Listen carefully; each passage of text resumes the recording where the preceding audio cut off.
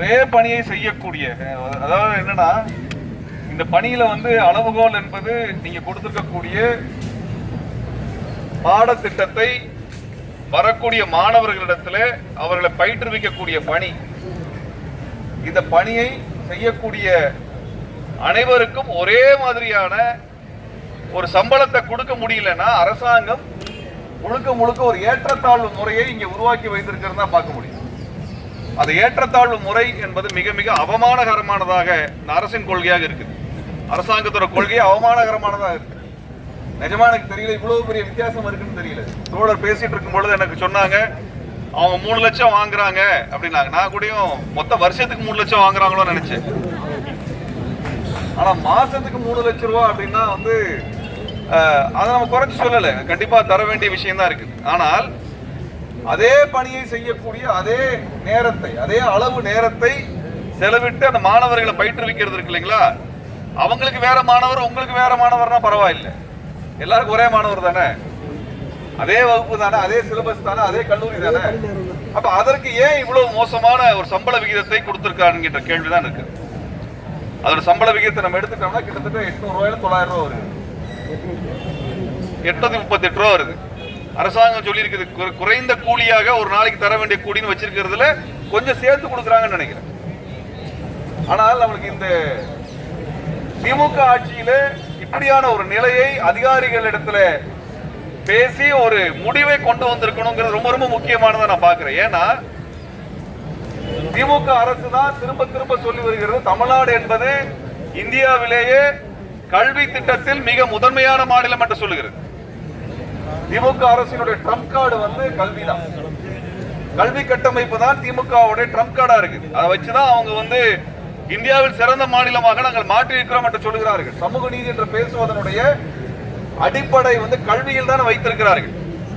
அப்ப அப்படிப்பட்ட ஒரு கல்வி திட்டத்தை நடைமுறைப்படுத்தக்கூடிய ஆசிரியர்களுக்கான சம்பள விகிதம் என்பது இந்தியாவிலேயே மிக மிக குறைவாக இருக்கிறது. அதுவும் பீகாரை விட குறைவு, ஹரியானாவை விட குறைவு என்பது திமுக அரசுக்கு அவமானமான ஒன்றாக.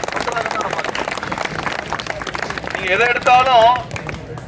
எடுத்தாலும் பீகாரை பாருங்க, உத்தரப்பிரதேசத்தை பாருங்கன்னு சொல்றாங்க. பீகாரோ உத்தரப்பிரதேசமோ ஹரியானாவோ அவர்கள் அந்த விரிவுரையாளர் கொடுக்கக்கூடிய அந்த சம்பள விகிதத்தை தமிழ்நாட்டில் நடைமுறைப்படுத்துறதுல என்ன சிக்கல்? தமிழ்நாட்டில் நடைமுறைப்படுத்துவதை யார் தடுக்கிறார்கள்? இதுதான் ரொம்ப முக்கியமான கேள்வியாக இருக்கிறது. இது ரொம்ப அதிர்ச்சியாக இருக்கு. ஏன்னா நம்மளுக்கு இன்னைக்கு வெளிவரக்கூடிய தமிழ்நாட்டில் தமிழ்நாட்டினுடைய பொருளாதார வளர்ச்சிக்கு அடிப்படை இங்கே பயிற்சி பெற்ற மாணவர்கள் இருக்கிறார்கள் என்றுதான் எல்லா நிறுவனமும் இங்க வருது. அப்ப தமிழ்நாட்டினுடைய பொருளாதார வளர்ச்சிக்கும் இங்க பெரிய நிறுவனங்கள் வருவதற்கும் காரணமாக இருப்பது இங்க தரமான கல்லூரிகளும் தரமான பேராசிரியர்களும் அதிலிருந்து உருவாகக்கூடிய மாணவர்களும் தான் அடிப்படை காரணமாக இருக்கும் பொழுது அந்த ஆசிரியர்களுக்கு உரிய சம்பளத்தை வழங்க முடியாத நிலையிலே அதிகாரிகள் தடுக்கிறார் என்று சொல்லுகின்றார்கள் என்றால் ஆட்சியாளர்களுடைய அதிகாரம் என்ன என்று நாம் கேட்க வருவோம். அதிகாரிகளை தர மறுக்கிறாங்க, கொடுக்க மறுக்கிறாங்க, ஒத்துழைக்க மறுக்கிறார் என்றால் மாற்ற வேண்டியது அதிகாரிகளைத்தானே ஒழிய இதே சம்பள விகிதத்தை நடைமுறைப்படுத்த வேண்டும் என்று இல்லை என்றால் இந்த துறையினுடைய உயர் அதிகாரிகளுக்கும் இதே சம்பளத்தை கொடுத்தால் அவர்கள் வேலை பார்ப்பார்களா என்ற கேள்வி நாம் எழுப்ப வேண்டியிருக்கிறது. அவ்வளவு சிக்கனம் பண்ணி நான் அரசாங்கத்துக்கு நான் பொருளாதாரத்தை பாதுகாத்து தரேன்னு இந்த துறையினுடைய உயர் அதிகாரிகள் சொல்லுகிறார் என்றால் அவர்களும் இதே சம்பளத்தை வாங்கி கொண்டு வேலை செய்வது நமக்கு இதை ஆட்சேபனை இருக்க போறது இல்லைங்களா? ஆனா உங்களுக்கு எல்லா வசதிகளும் தேவை. ஒரு தொழிலாளர்களுக்கு, ஒரு பணியாளர்களுக்கு, ஒரு அரசாங்க ஊழியருக்கு என்னவெல்லாம் இருக்கிறதோ கிடைக்கிறதோ அதெல்லாம் எங்களுக்கு தேவை. ஆனால் நான் செய்யக்கூடிய வேலையை செய்யக்கூடிய இன்னொரு பணியாளருக்கு அந்த உரிமை கொடுக்க கூடாது என்றால் அது எதேச்ச அதிகாரமானது, அதுதான் பாசிசமானது. அப்படிப்பட்ட ஒன்றை தான் இங்க அதிகாரிகள் வச்சிட்டு இருக்கிறாங்க. அந்த வகையில் இந்த போராட்டம் என்பது சமரசம் இல்லாமல் 7-8 நாட்களை கடந்து போயிட்டு இருக்கிறது ரொம்ப முக்கியமான போராட்டம். ஆனால் இது நான் வெளிப்படையா சொல்றேன், இந்த போராட்டம் மிகப்பெரிய அளவுக்கு வெளியில் தெரியவில்லை, வெளியில தெரியல. ஊடகங்கள் வருதான்னு எனக்கு தெரியல, வந்த ஊடகங்கள் செய்தியில் வெளியிடுதான்றது எனக்கு தெரியல. கடந்த 5 வருடமாக இது எல்லா போராட்டத்திலையும் நான் பார்த்து கொண்டிருக்கின்றேன். எங்க போனாலும் எங்களை என்ன கேட்பாங்கன்னா, போன ஆட்சியில போராட்டம் பண்ணீங்களா, இந்த ஆட்சியில் என்ன பண்றீங்களா கேட்பாங்க. வருஷத்துக்கு 200-250 கூட்டத்துக்கு போராட்டத்துக்கு போயிட்டு வந்துட்டு இருக்கிறோம். போன வாரம் கூட திருச்சியில இதே போன்று மருத்துவத்துறையிலும் கல்வித்துறையிலும் சேர்ந்து பிசியோதெரபிஸ்டோட போராட்டம். மொத்தமாவே 300 பேர் தான் இருக்கிறாங்க. அந்த 300 பேருக்கு பணி நிரந்தரமும் தரல, உரிய சம்பளமும் தரல. அவங்க போராட்டம் நடத்திட்டு இருக்கிறாங்க. தமிழ்நாட்டிலே மொத்தம் 300 பேர் தான் இருக்கிறாங்க. அந்த பிசியோதெரபிஸ்ட் தரலங்கிற இதே மாதிரி போராட்டம் நடக்குது. பள்ளி ஆசிரியர்களுக்கும் இதே போராட்டம் நடந்து கொண்டிருக்கிறது. செவிலியர்களுக்கும் இதே போராட்டம் நடந்து கொண்டிருக்கிறது. தூய்மை பணியாளர்களுக்கு இதே போராட்டம் நடந்து கொண்டிருக்கிறது. மின்சார வாரியத்துக்கும் இதே போராட்டம் நடந்து கொண்டிருக்கிறது. பொதுப்பணித்துறைக்கும் இதே போராட்டம் நடந்துட்டு இருக்குதுன்னா, ஒட்டுமொத்தமாக அதிகாரிகளினுடைய கொள்கை என்பது சாமானிய மக்களுக்கு எதிராக இருக்கிறது. சாமானிய மக்களுக்கு எதிராக இருக்கு. எல்லா இடத்துக்கும் இத்தனை போராட்டங்கள் ரவீந்திரநாத் இங்க இருக்காங்க, மருத்துவர் ரவீந்திரநாத் இருக்காங்க. அவங்க எல்லா போராட்டங்களுக்கும் எல்லா போராட்டத்திலும் அவரை பார்க்க முடியும். எல்லா போராட்டத்தையும் ஒருங்கிணைக்கக்கூடிய பணியை எடுத்துட்டு இருக்கிறாங்க. எல்லா இடத்துலயும் அதிகாரிகள் மனசாட்சியோட நடந்துக்கிறாங்களா தெரியும். மனசாட்சியோட நடந்துக்கிறாங்களா தெரியும். தாய்சேய் மருத்துவமனையில பணி செய்யக்கூடிய தூய்மை பணியாளருக்கு 18 வருஷமா கொடுக்கிற சம்பளம் என்பது மாசத்துக்கு 1500 ரூபாய். மாசத்துக்கு 1500 ரூபாய். ஒரு நாள் இல்ல. அவங்களுக்கு 24 மணி நேரம் எப்போ போய் வேலை செய்யணும். 7 நாள் வேலை செய்யணும். விடுப்பு கிடையாது. அவங்க சொல்றாங்க, நான் பிரசவம் பார்த்து பிறந்த குழந்தை அதனுடைய கல்யாணமாகி வந்து அதுக்கு நான் பிரசவம் பார்க்கிறேன், ஆனா எனக்கு 1500 ரூபாய் தான் சம்பளம்ன்றாங்க. இப்படி ஒரு மோசமான ஒரு நிலை, ஒரு கொத்தடிமைத்தனமான நிலை, சுரண்டல் ஒரு நிலையை இங்க அதிகாரிகள் வச்சிட்டு இருக்கிறாங்க. நான் எல்லா போராட்டத்தையும் சொல்லக்கூடிய விஷயத்தை நான் உங்களுக்கு சொல்லிக்கிறேன். இதே போன்று போராடக்கூடிய அனைத்து அமைப்புகளையும் அனைத்து போராட்ட சங்கங்களையும் ஒருங்கிணைத்த போராட்டத்தை நீங்கள் நடத்த வேண்டும். தனித்தனியா நம்ம பண்ண பொழுது கடந்த 5 வருஷமா சொல்லிட்டு இருக்கேன். நான் மே 17 இயக்கத்தின் சார்பா 5 வருஷமா நாங்க கோரிக்கை வைக்கிறோம். ஏன்னா நீங்க பாத்தீங்கன்னா ஒட்டுமொத்தமாக இதே போன்று சுரண்டப்படக்கூடிய பணியாளர்கள் எண்ணிக்கை 1 லட்சம் பேருக்கும் அதிகமாக இருக்கிறார்கள். 1 லட்சம் பேருக்கு அதிகமா இருக்காங்க. 1 லட்சம் ரொம்ப குறைவா சொல்றேன். நீங்க மின்சாரத்துறையில மட்டும் எடுத்த 25,000 பேர் இருக்கிறாங்க. பொதுப்பணித்துறையில 30 வருஷமா வேலை செய்யக்கூடிய வகையில 10-15,000 பேருக்கு மேல இருக்கிறாங்க. அதே போல ஆசிரியர்கள் இருக்கிறாங்க. தூய்மை பணியாளர் எடுத்துட்டோம்னா அவங்க 40,000-50,000 பேர் இருக்கிறாங்க. சென்னை மண்டலத்தில் ஒரு 7-8 மண்டலத்தில் மட்டுமே 11,000 பேர் இருக்கிறாங்க. எல்லாரும் ஒன்னா நின்னோம்னா கிட்டத்தட்ட லட்சக்கணக்கான பேர் இந்த அரசாங்கத்தை, அதிகாரிகளை, ஆட்சியாளர்களை கொள்கை முடிவு எடுக்க வைத்து நடைமுறைப்படுத்த முடியும். ஆகவே நீங்கள் யோசிக்க வேண்டும். அனைவரும் இணைப்பதற்கான முயற்சிகளில் நாங்களும் உங்களோட துணை நிற்கிறோம். நாங்களும் உங்களோட நிற்கிறோம். இது ஏதோ ஒரு முடிவு கட்டணும். 25,000 ரூபாய் வச்சுக்கிட்டு குடும்பம் நடத்த முடியாதுங்க. இந்த அரசாங்கம் மின்சார கட்டணத்தை ஏத்திக்கிட்டே போகுது இல்லைங்களா? ஹெல்மெட் போட்டா அதுக்கு ஒரு ஃபைன், போடாம இருந்தா ஒரு ஃபைன், எல்லாத்துக்கும் ஒரு ஃபைனை போட்டு எல்லாத்துக்கும் காசு பிடிங்கிட்டு இருக்கிறாங்க. இன்னைக்கு நம்ம சம்பாதிக்கிறதுல பெருமளவு பணத்தை அரசாங்கத்துக்கு வரி கட்டியே ஒழிச்சிட்டு இருக்கிறோம். இந்த கட்டத்தில் 25,000 ரூபாய் என்பது எந்த வகையிலும் ஏற்றுக்கொள்ள முடியாது அல்ல. நீங்கள் கேட்டிருக்கிறது ரொம்ப குறைவா தான் கேட்டிருக்கிறீங்க, அதிகமாலாம் கேட்கல. இன்னொன்னு சொல்லிடுறேன், ஃபோரன்சிக் சயின்ஸ் டிபார்ட்மெண்ட்ல இப்ப 60 பேரை பிளேஸ் பண்ணிருக்கிறாங்க. 60 பேரை கொண்டாந்துருக்கிறாங்க. 60 பேர் வடநாட்டுக்காரன். 60 பேர் வடநாட்டுக்காரங்க. பட்டியல் எடுத்து வெளியே தர்றோம். 60 பேர் இப்ப போட்டிருக்கிறாங்க. ஒவ்வொருவருக்கும் 50,000 ரூபாய் சம்பளம். ஒவ்வொருவருக்கும் 2 மாசத்துக்கு முன்னாடி ஆர்டர் போட்டிருக்கிறாங்க. 50,000 ரூபாய் சம்பளம் போட்டிருக்கிறாங்க. நான் கேட்கிற ஃபோரன்சிக் டிபார்ட்மெண்ட்டுக்கு இதே போல உங்களுக்கு ஒப்பந்த ஊழியர் முறையில, பணி நிரந்தரமற்ற முறையில அரசாங்கத்தினால் 60 பேருக்கு 50,000 ரூபாய் சம்பளம், அதுவும் வடநாட்டுக்காரனுக்கு, தமிழ் தெரியாதவனுக்கு போட முடிகிறது என்றால் இந்த அதிகாரிகளால் தமிழ்நாட்டில் தமிழ் மக்களுக்கு, தமிழ் மாணவர்களுக்கு உழைக்கக்கூடிய எங்கள் தமிழ் ஆசிரியர்களுக்கு, தமிழ்நாட்டின் ஆசிரியர்களுக்கு சம்பளம் கொடுக்கல என்ன பிரச்சனை? நான் வேணா பட்டியல் எடுத்து தர்றோம். அந்த பட்டியல் எடுத்து தர்றோம். எடுத்து பேசுங்க. இந்த அதிகாரிகள்ட்ட பேசுங்க. வடநாட்டுக்காரன் தமிழ்நாட்டுக்கு சம்பந்தம் இல்லாத கூட்டிட்டு வந்து 60 பேரை போட்டு 50,000 ரூபாய் சம்பளம் கொடுக்க முடியுதுன்னா அரசாங்கத்துக்கும் அதிகாரிகளுக்கும் எங்களுக்கு 20 வருஷமா வேலை பார்க்கக்கூடிய எங்களுக்கு தர முடியலன்னா நீங்களா எதுக்கு அரசாங்கம் நடத்துறீங்கன்னு கேட்கணும். எதுக்கு? இது போல பலவேறு அநீதியான நடைமுறைகள் நடந்து கொண்டே இருக்கிறது. ஆனால் அதையெல்லாம் முறியடிக்க வேண்டும் என்றால், அதையெல்லாம் வீழ்த்த வேண்டும் என்றால் இந்த எண்ணிக்கை பத்தாது. அனைத்து தோழர்களையும், தொழிலாளர்களையும், பணியாளர்களையும் ஒன்று திரட்டின போராட்டம் தேவை. அப்பதாங்க வலிமை இருக்கும். ஒரு மாசத்துக்கு முன்னாடி செவிலியர்கள் போராட்டம் நடத்தினாங்க. ஆயிரக்கணக்கான செவிலியர்கள் போராட்டம் நடத்தினாங்க. 2 மாசத்துக்கு முன்னாடி மாற்றுத்திறனாளிகள் போராட்டம் நடத்தினாங்க. 3 மாசத்துக்கு முன்னாடி பார்வையற்றோர் அவர்களுக்கு பணி நிரந்தரம், கிட்டத்தட்ட 1700 பேருக்கு பணி நிரந்தரம் தருகிறோம் என்று சொல்லி போட்ட ஜீவோவை கேன்சல் பண்ணி ஒரு ஜீவோ போட்டிருக்கிறாங்க பார்வையற்றோருக்கு. இப்படி சமூக அநீதியான திட்டங்கள் நடந்து கொண்டே இருக்குது. சமூக அநீதி திட்டங்களை சமூக நீதி என்று சொல்ல முடியாது. இது அநீதிதான். இந்த கல்வி கட்டமைப்பை முற்றிலுமாக சிதைக்கக்கூடிய முயற்சியாக தான் நம்ம பார்க்கிறோமே ஒழிய, இதனால அரசாங்கத்துக்கு 10 பைசா நம்ம மிச்சப்படுத்தி தர்றோம்னு எந்த இடத்திலும் எந்த அதிகாரியும் சொல்லிவிட முடியாது. தமிழ்நாட்டினுடைய கல்வி கட்டமைப்பை பலவீனப்படுத்தக்கூடிய முயற்சியை அதிகாரிகள் செய்கிறார் என்று நான் பகிரங்கமாக குற்றம் சாட்டுகிறேன். இங்கே கல்வித்துறையில் இருக்கக்கூடிய அதிகாரிகள் தமிழ்நாட்டினுடைய கல்வி கட்டமைப்பை நாசப்படுத்துகின்ற வேலைகளை திட்டமிட்டு இயங்குகிறார்கள். அவர்களுக்கு மிக நன்றாக தெரியும், ஆசிரியர்களுக்கு முறையற்ற சுரண்டல் வழியிலான சம்பளத்தை கொடுத்து அவர்களை சுரண்டினால், அவர் உழைப்பை சுரண்டினால் அதன் மூலமாக கல்வியினுடைய தரம் பாதிக்கப்பட முடியும் என்று அவர் நம்புகிறார்கள். அதன் மூலமாக தமிழ்நாட்டினுடைய கல்வி தரத்தை இறக்குவதற்கான, வீழ்த்துவதற்கான முயற்சியை அதிகாரிகள், உயர் அதிகாரிகள், IAS அதிகாரிகள் செய்கிறார் என்று நான் பகிரங்கமாக குற்றம் சாட்டுகிறேன். அப்படியானால் நம்முடைய முதல் கோரிக்கை, இந்த அதிகாரிகள் பதவி விலக வேண்டும் அல்லது விலக்கப்பட வேண்டும். அதிகாரிகள் வெளியே போக வேண்டும்.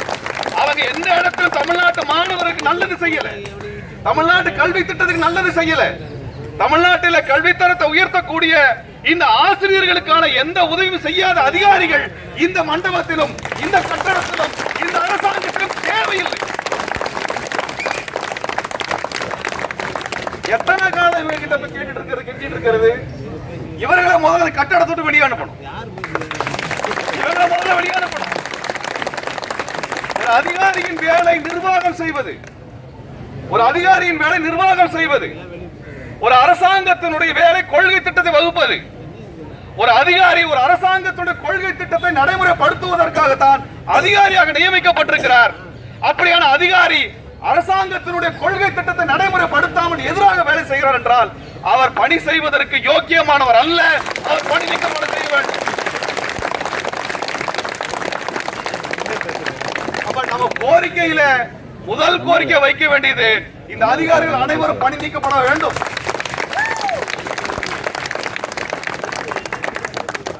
இந்த அதிகாரிகளால் இன்னைக்கு வரைக்கும் காம்ப்ரிஹென்சிவான ஒரு பாலிசி டிராஃப்டிங் வைக்க முடியல அப்படின்னா நீ எதுக்கு அதிகாரியா இருக்கிற? நீ எதுக்கு இருக்கிற? உனக்கு எதுக்கு சம்பளம்? உனக்கு எதுக்கு இத்தனை பணியாளர்கள்? உனக்கு இத்தனை HR எல்லாத்தையும் தரணும். ஏன் தரணும்? அது யாருடைய பணம்? மக்கள் பணம்.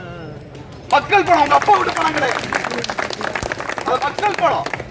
அந்த மக்கள் பணத்தை வாங்கி கொண்டு மக்களுக்கு வேலை செய்யக்கூடிய இந்த ஊழியர்களை நிர்வாகம் செய்து அவர்களை தரம் உயர்த்த, அவர் வாழ்க்கை தரத்தை உயர்த்த முடியவில்லை என்றால் அந்த அதிகாரி அந்த மக்களுக்கு எதிராகவும் அரசாங்கத்துக்கு எதிராகவும் தான் வேலை செய்கிறார் என்று பகிரங்கமாக நாம் குற்றம் சாட்டலாம். அதில் எந்த தவறும் கிடையாது, எந்த தவறும் கிடையாது. இது அவதூறு கிடையாது, இது அவதூறு கிடையாது. நம்ம என்ன கேட்கிறோம்னா, இந்த அதிகாரி இந்த பதவிக்கு வந்ததுக்கு பின்னாடி இந்த துறையில் என்ன மாற்றத்தை கொண்டு வந்திருக்கிறாங்க, என்ன பர்ஃபார்மன்ஸ் பண்ணிருக்காங்க? நம்ம கேட்கிற கேள்வி கேட்போம். எல்லாருக்கும் சம்பளம் தரணும், எல்லாருமே அக்கௌண்டபிள் தான். யாரும் அக்கௌண்டபிளுக்கு மீறி கிடையாது. யாரு கடவுளால் இங்க நியமனம் செய்யப்பட்டவங்க கிடையாது. உங்களுடைய பர்ஃபார்மன்ஸ் என்ன? என்ன உயர்த்தி இருக்கிறீங்க? என்ன குவாலிட்டியான எஜுகேஷன் கொடுத்திருக்கிறீங்க? நாங்க டீச் பண்றோம், நாங்க பெர்ஃபார்ம் பண்றோம், நாங்க உழைக்கிறோம். நீ கொடுக்கக்கூடிய அதே பேராசிரியர்கள் அவர்கள் எவ்வளவு நேரம் வேலை செய்கிறார்களோ அதே பணியை அதை விட சிறப்பாக நாங்கள் அர்ப்பணிப்போடு செய்து கொண்டிருக்கிறோம்.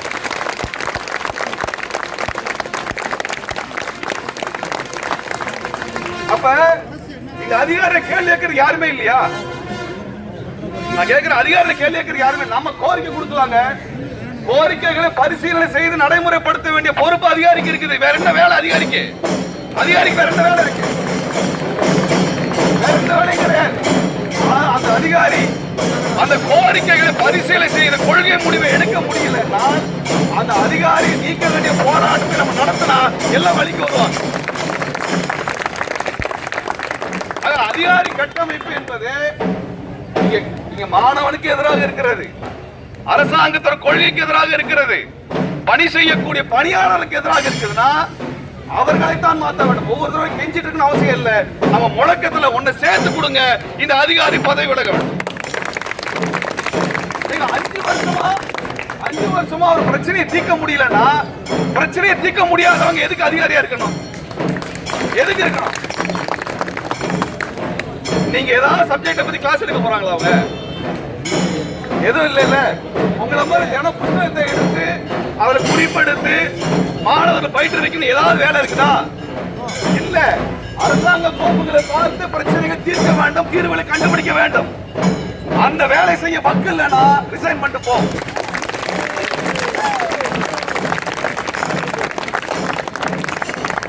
சொல்யூஷன் தர முடியல, தீர்வு தர முடியாத அதிகாரிகள், அதற்கு பயிற்சி அளிக்காத பயிற்சி எடுக்காத அதிகாரிகள் இந்த பணிக்கு தேவையில்லை. நான் ரொம்ப கவலையோட பேசுறேன். ஏனென்றால் நீங்கள் தான் தமிழ்நாட்டினுடைய மாணவர்களை தயார் செய்றீங்க. இப்ப நீங்க மனநிறைவோடு நீங்க வேலை செய்யல அப்படின்னா சரிங்களா, அந்த மாணவனை முழுமையாக தயார் செய்கின்ற பொறுப்பு யாரோடது?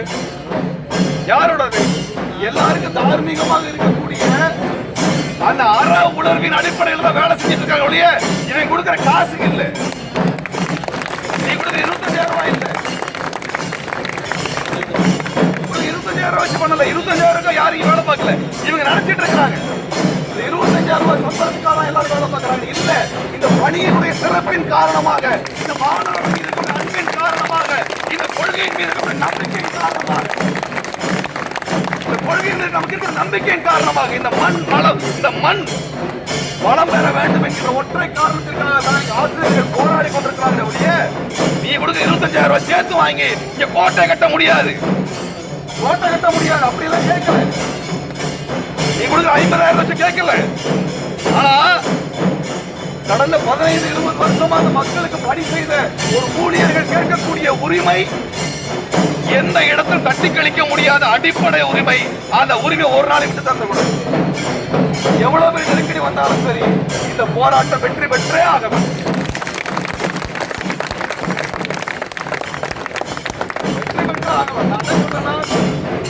மற்ற இதே போன்ற கோரிக்கை இருக்கக்கூடிய சங்கங்களை ஒருங்கிணைக்கிற வேலையை செய்யுங்க. நீங்க எப்ப வேணா கூப்பிடுங்க, நாங்க வரோம். இதற்கான ஆதரவான போராட்டம் நடத்தணும்னா சொல்லுங்க, நாங்க நடத்த தயாரா இருக்கிறோம். திமுக அரசிற்கும் மாண்புமிகு முதல்வர் அவர்களுக்கும் கோரிக்கை வைக்க விரும்புகின்றேன். திராவிட மாடல் என்று சொல்லுகின்ற அந்த திராவிடியன் மாடலுக்கான அடிப்படை கல்வி கட்டமைப்பு, ஒரு கல்வி கட்டமைப்பு சிறப்பாக இயங்க வேண்டும் என்றால் ஆசிரியர் கட்டமைப்பு வலுவாக இருக்க வேண்டும். அந்த ஆசிரியர்களுக்கான மதிப்பு, அவர்கள் உழைப்புக்கு கிடைக்க வேண்டிய மரியாதை இல்லை என்றால் கல்வி கட்டமைப்பு சிதைந்து போகும். ஆசிரியர்களுக்கான அந்த மதிப்பை அதிகாரிகள் உறுதி செய்யவில்லை என்றால் திராவிட மாடல் அடித்தளத்தை அதிகாரிகள் அசைத்துக் கொண்டிருக்க அர்த்தம். ஆகவே நீங்கள் கண்விழித்து உடனடியாக 5 வருஷமா நீங்க பார்க்கல, இனிமேல நீங்க பார்க்கல என்றால் இதற்கு மேலும் நடவடிக்கை எடுக்கலன்னா ஒண்ணும் பண்ண முடியாது. ஆகவே இந்த போராட்டத்தை முன்னகர்த்துங்க. எங்களது ஆதரவு நிச்சயமாக உண்டு. மேல் முதலாளி நீங்க எப்ப வேண்டுமானாலும் எங்களை அழைக்கலாம். எந்த மாதிரி போராட்டம் எடுத்தாலும் நாங்கள் அந்த போராட்டத்தில் பங்கெடுக்க நாங்கள் தயாராக இருக்கின்றோம். இதுல மற்ற அமைப்புகளை ஒருங்கிணைத்த போராட்டத்தை எடுக்க இந்த அதிகாரிகள் பதவி விலக வேண்டும் என்ற கோரிக்கை நாங்கள் முன்னெடுக்கின்றோம், நாங்கள் முன்வைக்கின்றோம், நாங்கள் அதை குறித்து பேசுகிறோம். இந்த அதிகாரிகள் மீதான நடவடிக்கைகள் தேவை. இந்த அதிகாரிகளுடைய அக்கௌண்டபிலிட்டி, இந்த அதிகாரிகள் மக்களுக்கு எதிராக இருக்காங்க என்பதை அம்பலப்படுத்த வேண்டிய பொறுப்பு இருக்கிறது. அதை நாங்களும் முன்னெடுக்கிறோம் என்று சொல்லி இந்த போராட்டம் நிச்சயம் வெற்றி பெறும். போராட்டத்தில் உறுதியாக நில்லுங்கள். போராடுவதுதான் நமது உரிமையை பெறுவதற்கான வழி. அந்த முறையில் உங்களுக்கு எங்களது புரட்சிகர வாழ்த்துக்களை தெரிவித்து விடைபெறுகிறேன். நன்றி.